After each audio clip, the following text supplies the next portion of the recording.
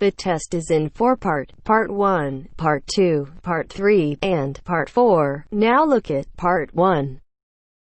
Part 1. You'll hear two people organising a going-away party for a mutual friend. First, you have some time to look at questions 1 to 4.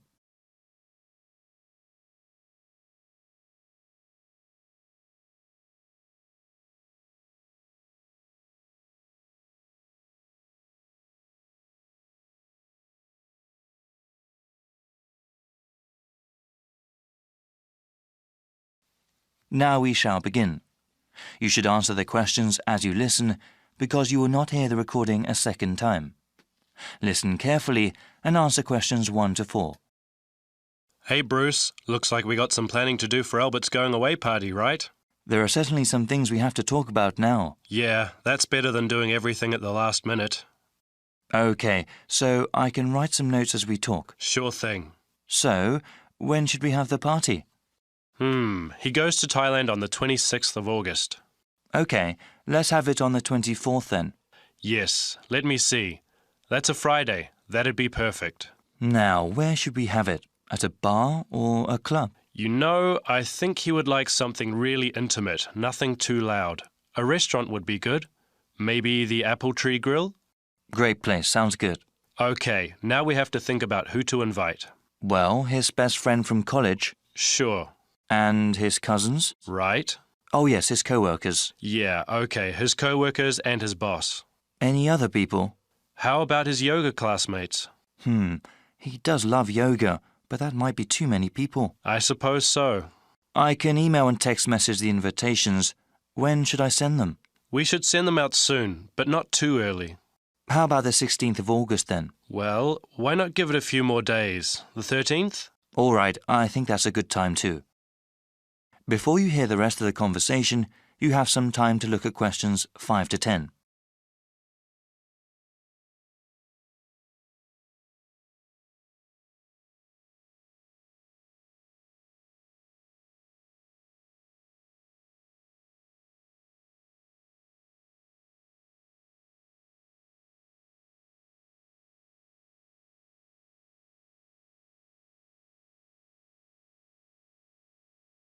Now listen and answer questions 5 to 10. OK now, we have to think of a gift. Should we all get one?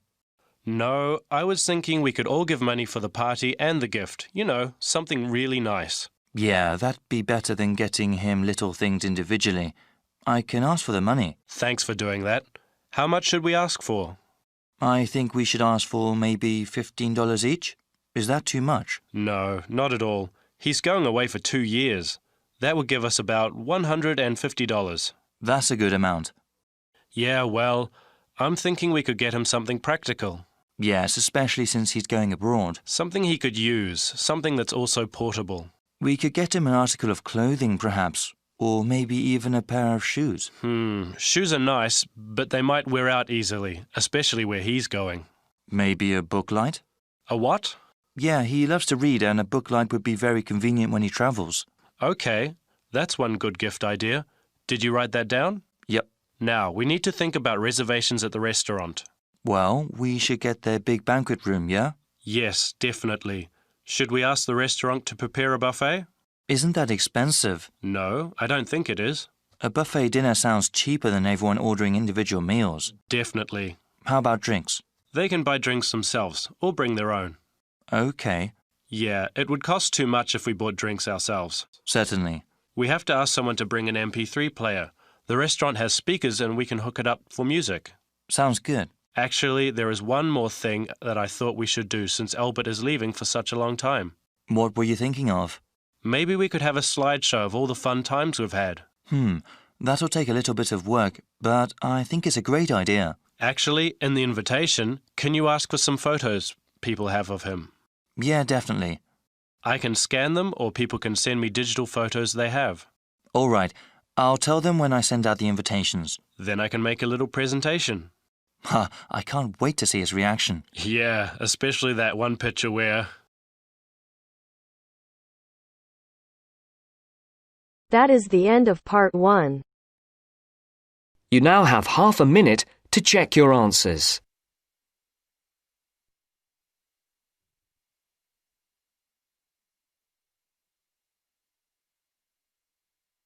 Now turns to Part 2. Part 2. You will hear a speaker talking about saving energy in the home. First, you have some time to look at questions 11 to 12.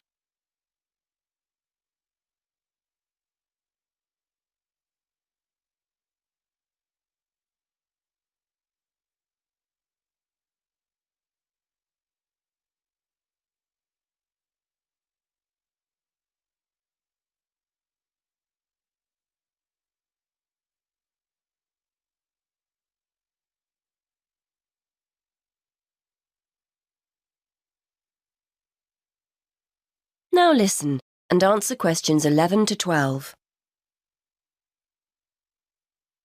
Many thanks for inviting me along to talk about saving energy in the home. This is a key issue for many people who now find themselves on tight budgets. So today I'd like to spend a few minutes going through some simple tips to help keep those energy bills to a minimum. I'll start with some easy, cheap ideas before talking about more major solutions later. I think we're all aware of the importance of insulating our homes, and although I'd advise you to get it done, I appreciate it can sometimes be inconvenient to have building work carried out. And though they're growing in popularity, having solar panels installed on the roof isn't a cheap enough option for many of us to consider seriously. So what other steps can we take? Well, most people will make a point of turning the heating down when temperatures outside rise, but they ignore other equally useful ways of saving energy when they're making dinner or doing their weekly laundry. Before you hear the rest of the talk, you have some time to look at questions 13 to 20.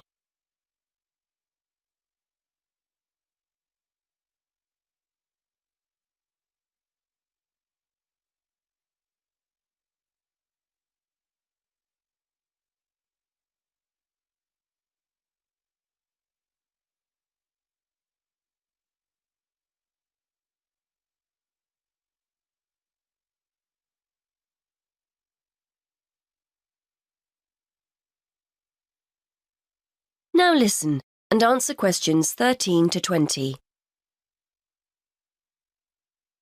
If you're living in a relatively new apartment or house, you're probably blessed with a cosy, draft-free living space.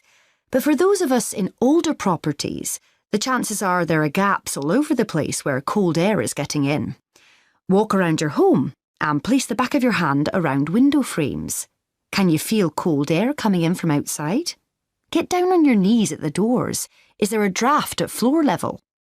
Fix these drafts with some cheap draft excluders and savings in heating bills will begin straight away. And are you using the latest energy-saving light bulbs? I'm not recommending you go around your entire property throwing out older ones and replacing them all immediately. But next time a bulb goes, make sure you buy an energy-efficient alternative. And what about heating? If you have radiators in every room, do you need them all switched on throughout the day? If they're on timers, set them efficiently. Then there's the laptop or your TV. Do you leave them switched on overnight or on standby? Don't waste money. Turn them off. And that goes for lights as well. You'd be surprised how many people leave them on when they go out. There are also guaranteed savings to be made in the kitchen. I'm always telling my husband not to overfill the kettle when he makes a cup of tea. Why boil more water than you actually need? When you consider how many times that kettle gets used every day, you'll appreciate just how much electricity can be saved by boiling what you need and no more. And the next time you're cooking pasta or potatoes, keep a lid on the pot. The water will boil much more quickly than if you leave it off. And if you've bought yourself a pressure cooker or steamer and it's sitting in the cupboard never being used, get it out. They're much more efficient than pots and pans. Now, the refrigerator and freezer. If the fridge is next to the cooker, it's having to work harder to stay cold. But as I'm giving cheap, easy solutions here, a kitchen redesign might be out of the question. Still, there are other energy-saving steps you can take. Keep an eye on the temperature control. We often forget to turn it down in the colder winter months when a high setting is unnecessary. Also, remember to defrost the freezer frequently and try not to overfill it, as this isn't the most efficient way of using it. The washing machine is another potential money saver. A lot of people wash at 40 degrees Celsius, but it's often okay to drop the temperature down to 30 degrees Celsius with similar results. And remember to either wash full loads or select the half load programme. Again, a surprising number of people forget to do this. And is it really necessary to dry your clothes in a tumble dryer? If you have a garden or a yard, hang them outside. Or if you're drying them inside, get yourself a cheap clothes rail rather than hanging things over radiators, which robs you of valuable heat. Now, let's turn to some of the help our local council is offering to householders to save energy. That is the end of part 2. You now have half a minute to check your answers.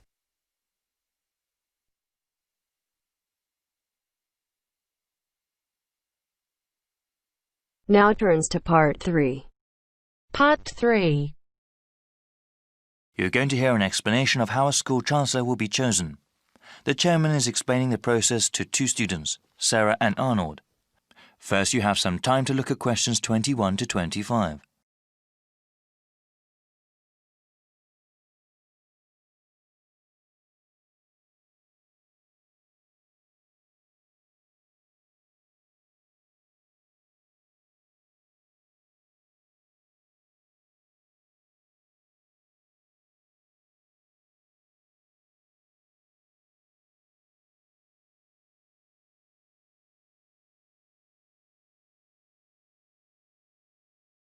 Now listen carefully and answer questions 21 to 25.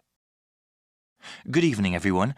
I hope you've both taken a look at the documents given to you. As student members of the University Chancellor Selection Committee, you will help to select a new Chancellor for our university. This person will be responsible for the operations, academics, and budget of the university. Today, I want us to talk about getting feedback from other students and about the selection process. Okay, so what exactly will our roles be? You both are full members of the committee representing the interests of the student body. When we go over the applicants for Chancellor, your votes will count the same as other committee members. The same as other faculty and administrators? Okay. Indeed. It is important to have student input in the selection process. That will be part of your duties as committee members, to talk to the student body and get a feeling for what they want in a new Chancellor. You will report back to me, the committee chairman, and then talk to the rest of the committee. I suggest that you contact the student newspaper and ask them to do some sort of survey. You both can also talk to the heads of various student organisations and gauge their opinions. All right, what sort of questions should we ask? Well, if you know of any issues important to the student body as a whole, you can ask them about that. I know that there was a recent increase in student fees. Since the Chancellor is in charge of the budget process, he or she will certainly be involved with that. But that is one topic that everyone can be asked about. A question about financial issues? Okay. You also mentioned going to different student groups. I was wondering, would that be appropriate? If the Chancellor is the head of the whole university, is it that important to ask the opinions of a smaller individual organisation? Definitely. They may be smaller organisations, but they often represent a wide number of students. It would be in the best interests of the school to have a Chancellor that understands the needs of not just the community as a whole, but of the different parts that make up that whole. I see. I guess it would be best to contact the leadership group of each club and group? Yes. Actually, that would probably be the most efficient way to get their opinion. Before you hear the rest of the explanation, you have some time to look at questions 26 to 30.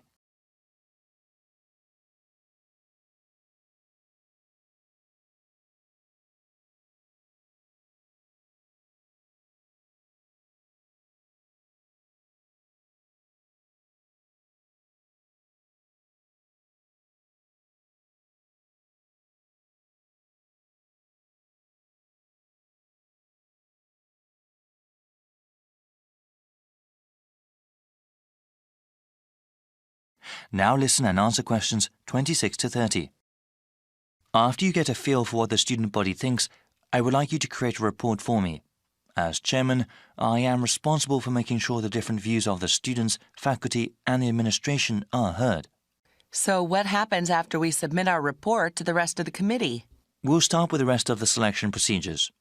We have an open process, meaning anyone who wants to can apply to be Chancellor. That way, we will have the widest available pool to choose from. Of course, the first step will be to narrow down the field of applicants. Looking at their background and work experience, we will end up with 15 candidates. There will be further background checks on the remaining candidates. These checks include talking to the references a candidate has listed, as well as asking about them at any previous institution they may have worked at. This is quite a rigorous process, isn't it? It has to be. The Chancellor represents the university, so we need the best qualified person. After the background checks, we will contact candidates and ask them to come in for an interview before the committee. I remember hearing that we'll also be sitting in on those interviews. It'll be difficult to think of good questions to ask all those candidates. Well, I think the committee as a whole will do that. Okay. That sounds like the best way. Yes, it's quite a rigorous interview process. Each candidate will have to come in a second time. The final 5 candidates will then be asked to come in a third time and actually interact with some of the community members here. After the committee chooses the finalist, that one name will be sent to the Board of Trustees to be approved. They will also go over the candidate's material before having an up or down vote on him or her. Then that person becomes the Chancellor of the university? It is good to have so many people working together on this. I'm sure we'll find a great Chancellor. Yes, actually there are many interesting stories about past selection committees. That is the end of part 3. You now have half a minute to check your answers.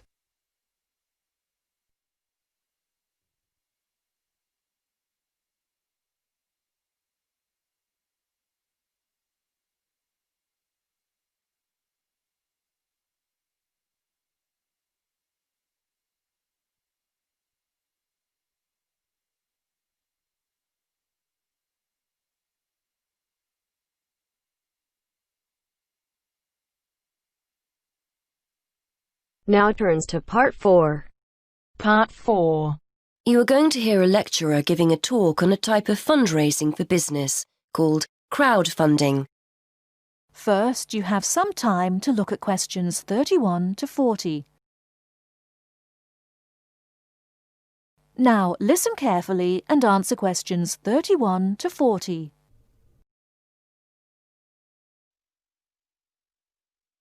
Good morning, everyone. Today, we're continuing our look at funding opportunities for small startup businesses.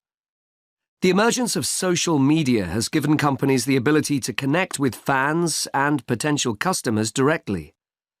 On the back of the growth in social media, a model of raising finance has emerged known as crowdfunding. This revolutionary way of raising finance began with micro-lending in the 90s. More recently, an equity-based model has emerged that allows people to invest directly in a new company. We're going to examine this in more detail later, but let's turn first to a third model, which I'll term a fan-based model. With this model of crowdfunding, individuals are encouraged to give an amount of money to support the launch of a project or initiative without the promise of any financial return. Instead, there's a reward for donating. This contrasts with the micro-lending model, which would require a return on investment, and the equity-based scheme, which may offer shares. Crowdfunding portals or websites allow the business concerned to present the initiative along with the financial target required. There's a fixed time limit for fundraising, and if the target amount is reached, all donations are paid to the company or individual. Whether it's an author planning to write a new book, an independent film company looking to make a new film, or a technology company with an idea for an app, the person or company needing funding would turn to its fan base for support. This is managed through one of the many crowdfunding online portals that have emerged. Of course, a fan or supporter of a particular initiative is likely to give money anyway. But donation-based crowdfunding will often make donating even more attractive by offering a rewards-based incentive scheme. Let's take a film company, for example, that needs funding for a new film. For a small set donation, the donor might be offered a free ticket to the premiere or a DVD of the film. A larger set donation might be rewarded by the chance to attend a launch event when the film goes live. Those people who make bigger donations could even be offered the chance to meet the cast of the film, whilst the highest level donation could see the person's name mentioned in the film credits. For companies that already have a significant fan base, crowdfunding offers a fantastic opportunity to raise money quickly from a large number of people, each of whom donates just a small amount of money. Compare this to the time and effort that would be needed to sell your idea to investors or your bank manager, particularly in an age when raising finance can be difficult. The company may also have links with partner companies or organizations that run fundraising events. In this case, you can significantly increase participation by working with these organizations to promote your crowdfunding project. Another significant advantage is that you can reach out to your fan base for feedback on the project while it's being developed, thus making the final product more appealing. Crowdfunding enables you to raise awareness of the product at an early stage, thus increasing the potential for sales. With so many people behind you, it can also act as a great incentive to get the best possible product out on time and on budget. However, there are disadvantages to bear in mind. The model can be described as all or nothing. If you don't reach the monetary target required in the agreed time, all promises of donations are cancelled and no money is paid, leaving you back at square one.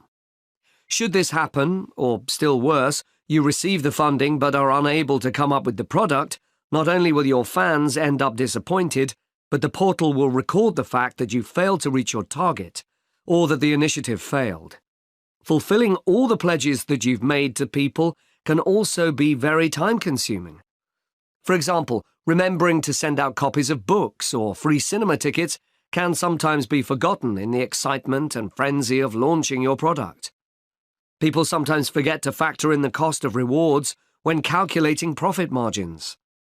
But these can be significant.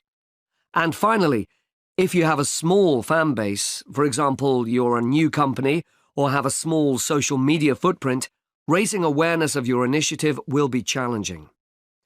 These drawbacks aside, donation-based crowdfunding is a wonderful opportunity for individuals or small startups to raise funds for that exciting new project, whilst reaching out and connecting to the people who are most likely to support and promote your work for you. That is the end of part 4. You now have half a minute to check your answers.